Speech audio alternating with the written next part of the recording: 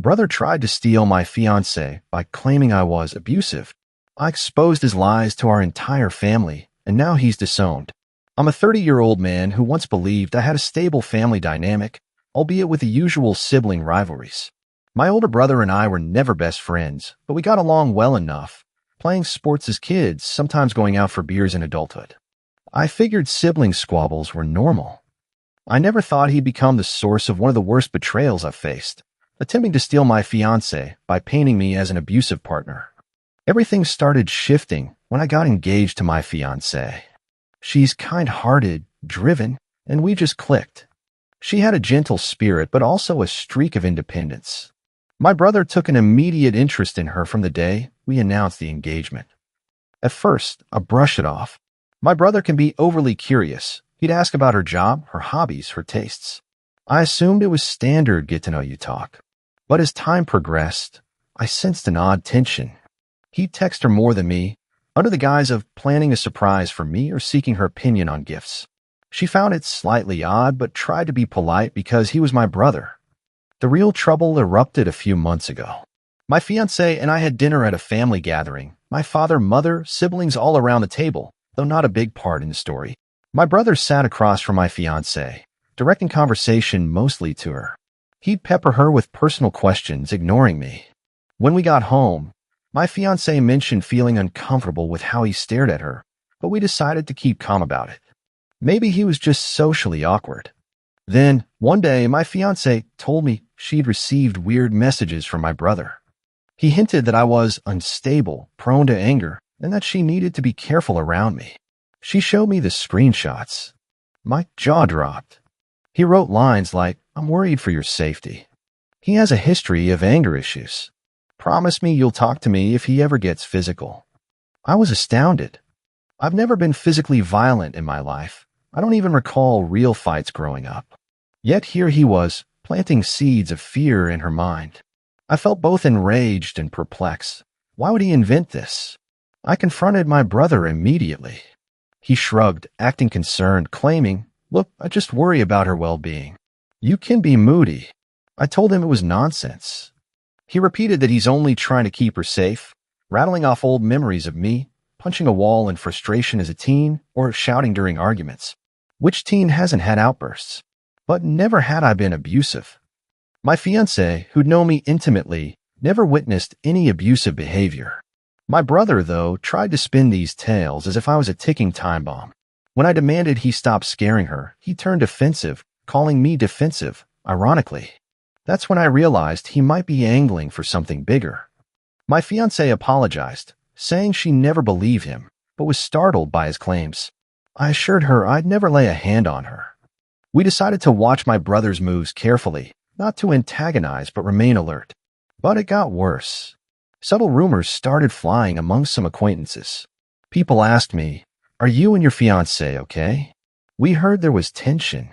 My father or mother might have heard something too, but let's keep them out. I quickly traced these rumors back to my brother.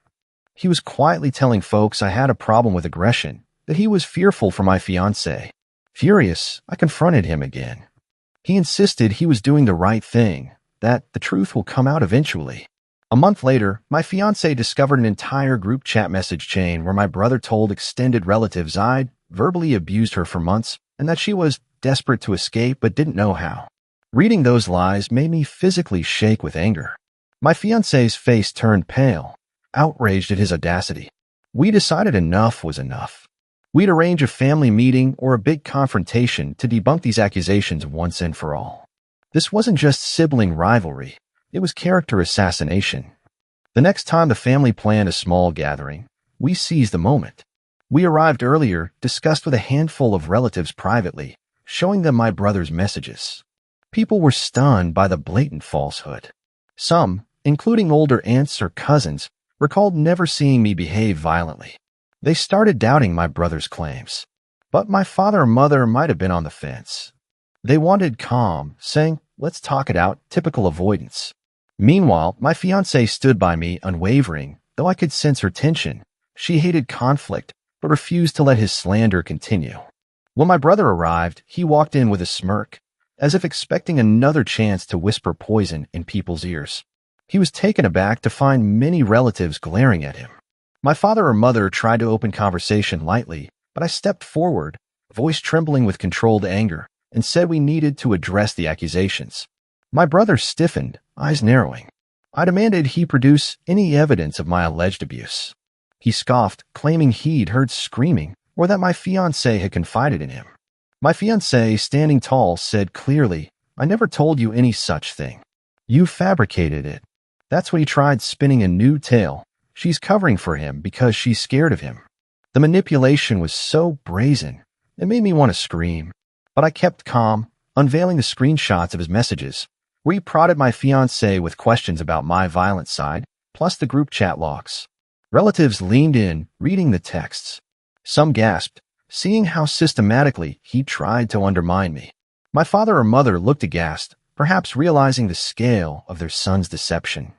My brother turned red, stammering about how I was out to smear him. He claimed the texts were out of context, or that he was just worried.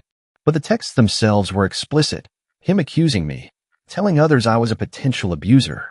My fiancée spoke up, explaining how he repeatedly cornered her with fear-mongering, that she felt harassed. My father or mother seemed shell-shocked at her direct testimony. A hush fell over the room as the weight of the evidence hit everyone. Furious relatives demanded explanations from my brother. He tried a final tactic, playing victim. He said he's always been the favorite. I'm overshadowed. I just wanted to protect her from who he might truly be. Some relatives snorted in disbelief. Nobody had pegged me as a favorite. I reminded them of countless times he had been praised or supported. The real issue, obviously, was his envy or some twisted desire to disrupt my happiness. Possibly, he harbored some hidden crush on my fiancée. But there was no direct admission. He just kept up the doing the right thing facade, even though it collapsed under the mounting evidence. The tension soared, voices rising. People started calling out his cruelty. My father or mother might have demanded a reason. My brother refused to budge, still insisting he was misunderstood. My fiancée's voice shook as she recounted how his false claims turned some acquaintances against me. She confronted him about the stress he caused, how she lost sleep worrying about gossip. He rolled his eyes, as if unconcerned. That disregard for the turmoil he inflicted on us was shocking. Finally, I dropped the hammer. You tried to steal my fiancée's affection by painting me as an abuser. You lied to her, to the family, to everyone. I asked him point blank. Were you hoping she'd leave me and run to you, comforted by your support? My brother's face twitched, like I'd nailed a deeper truth. He raged, calling me paranoid, but that flicker of guilt in his eyes told the real story. The family saw it too.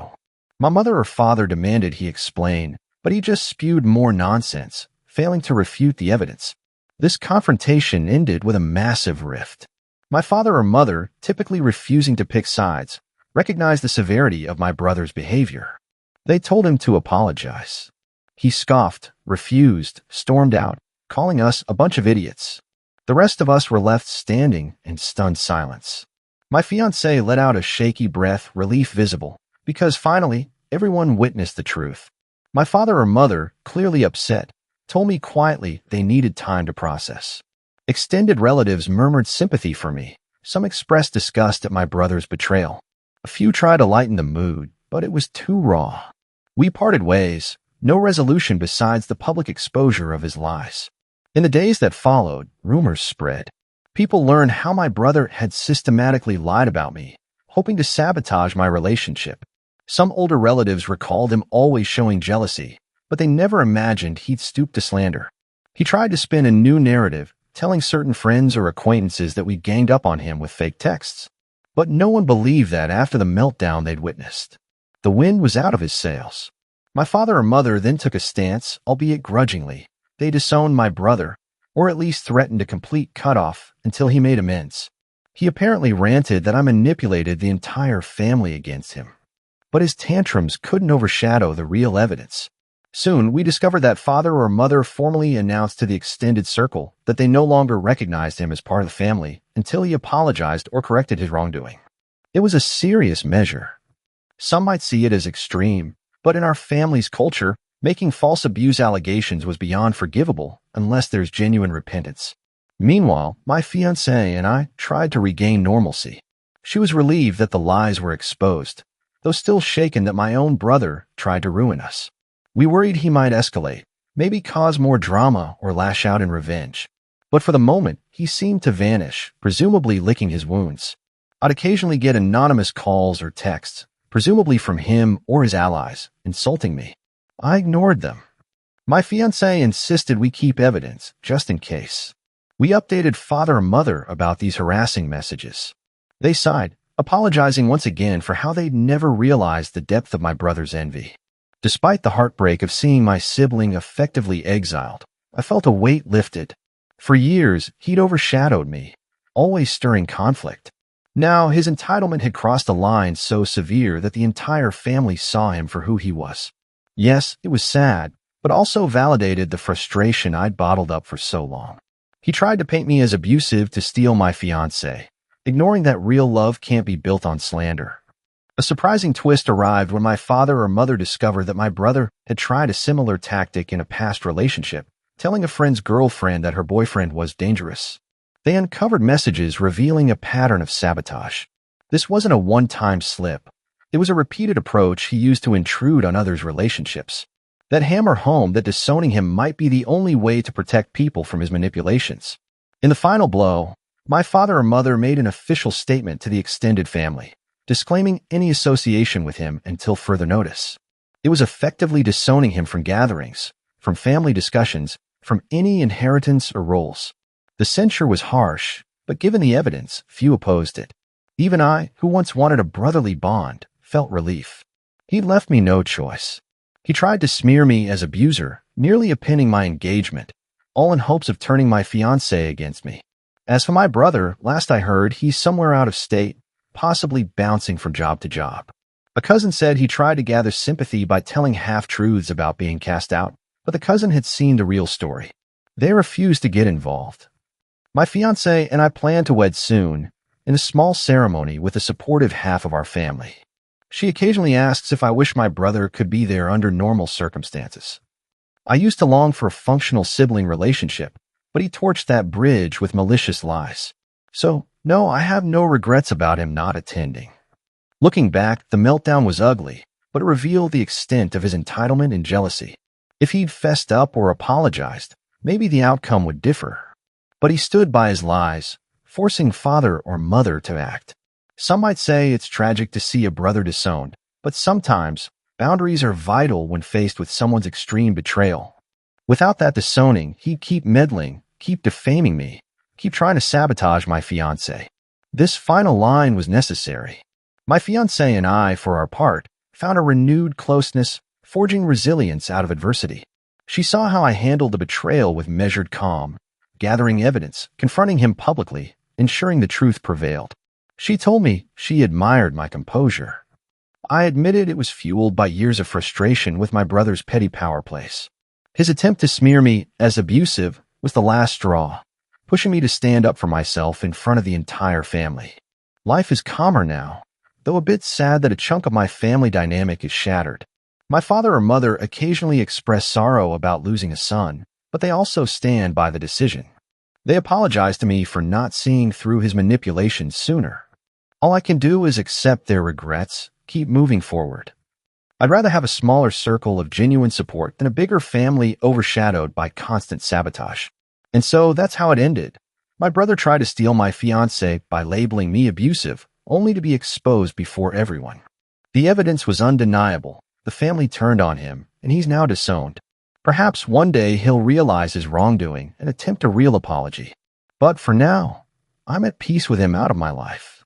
My fiancé and I are free from his meddling, preparing for our wedding with a confidence that no false rumor will tear us apart.